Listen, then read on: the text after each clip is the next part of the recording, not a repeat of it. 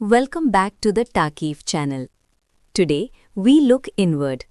We are going to explore the next chapter, Chapter 3, the interior of the Earth, in detail. The radius of the Earth is 6,370 kilometers. No one can reach the center of the Earth and make observations or collect samples of the material there. So how do we know what lies beneath our feet? Most of our knowledge is based on estimates and inferences. However, there are two types of sources we use to understand the interior: direct sources and indirect sources. Direct sources include surface rock and rocks we dig up from mines. The deepest gold mines in South Africa are only 3 to 4 kilometers deep. Going deeper is impossible because it gets too hot. Scientists also use drilling projects. The deepest drill at Kola in the Arctic Ocean has only reached a depth of 12 kilometers. Volcanic eruptions are another direct source, throwing molten material, magma, onto the surface for analysis. But drilling 12 kilometers scratches only the surface. We rely heavily on indirect sources. These include 1. Analysis of properties of matter. We know temperature and pressure increase with depth. We also know the density of material increases with depth. 2. Meteors. Though not from Earth, they are solid bodies developed from the same materials as our planet. 3. Gravitation. Gravity is not the same everywhere. It is greater near the poles and less at the equator. 4. Magnetic field. Magnetic surveys show the distribution of magnetic materials in the crust. 5. Seismic activity. This is the most important source. The study of seismic waves gives us a complete picture of the layered interior. An earthquake is, simply put, shaking of the earth. It is a natural event caused by the release of energy which generates waves that travel in all directions. Why does the earth shake? It usually happens along a fault. Rocks along a fault tend to move in opposite directions. Friction holds them together, but eventually they slide past one another abruptly. This releases energy. The point where the energy is released is called the focus or the hypocenter. The point on the surface directly above the focus is called the epicenter. This is the first place to experience the waves. Earthquake waves are measured by a seismograph. There are two main types of waves. 1. Body waves. Generated at the focus, these move through the body of the Earth. 2. Surface waves. When body waves interact with surface rocks, they generate surface waves. These are the most destructive, causing the collapse of structures. Let's look closer at body waves. They are divided into P waves and S waves. P waves move faster and arrive first. They are like sound waves and can travel through gaseous, liquid, and solid materials. They vibrate parallel to the direction of the wave, creating density differences, squeezing, and stretching. S waves arrive later. A crucial fact about S waves is that they can travel only through solid materials. This characteristic has helped scientists understand the interior structure of the Earth. S waves vibrate perpendicular to the wave direction, creating troughs and crests. As these waves move through different densities, they reflect and refract. By recording where these waves appear and where they don't, scientists map the interior. There are specific areas where waves are not reported. These are called shadow zones.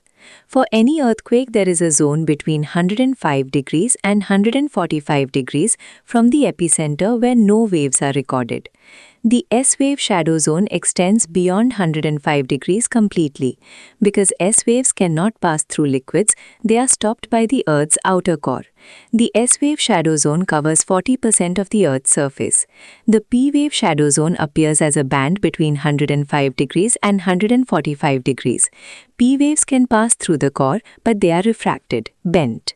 We classify earthquakes based on their cause. 1. Tectonic. The most common, caused by sliding rocks along a fault. 2.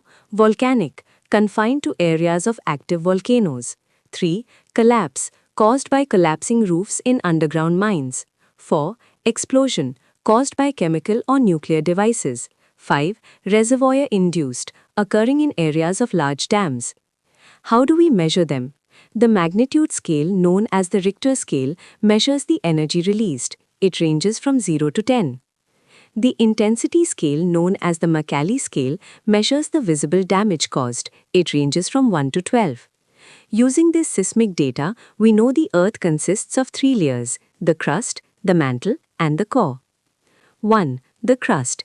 This is the brittle outermost part. It varies in thickness. Oceanic crust, thinner, about 5 kilometers thick, made of basalt. Mean density is 2.7 grams per cm cube. Continental crust, thicker, about 30 kilometers. In mountain systems like the Himalayas, it can be up to 70 kilometers thick. Mean density is 3.0 grams per cm cube. 2. The mantle. This extends from the Moho discontinuity to a depth of 2900 kilometers. The upper portion is called the asthenosphere, meaning weak zone. It extends up to 400 kilometers and is the main source of magma. The crust plus the uppermost part of the mantle is called the lithosphere, which ranges from 10 to 200 kilometers thick. 3. The core. The core mantle boundary is at 2900 kilometers. The outer core is in a liquid state which stops S waves, while the inner core is solid. The core is very heavy with a density ranging from 5 grams per cm cube at the edge to 13 grams per cm cube at the center. It is made mostly of nickel and iron, often referred to as the knife layer. Finally, let's talk about volcanoes. A volcano is a place where gases, ashes, and molten rock escape to the ground. We classify them by the nature of eruption and the form developed at the surface. 1. Shield volcanoes.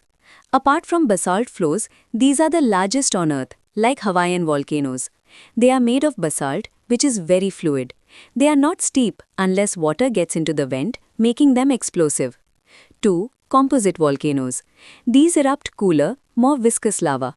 They often result in explosive eruptions with large quantities of pyroclastic material and ashes. This material layers up to form mountains. 3. Caldera. These are the most explosive volcanoes. When they erupt, they tend to collapse on themselves rather than building a tall structure. The collapse depression is called a caldera. 4. Flood basalt provinces.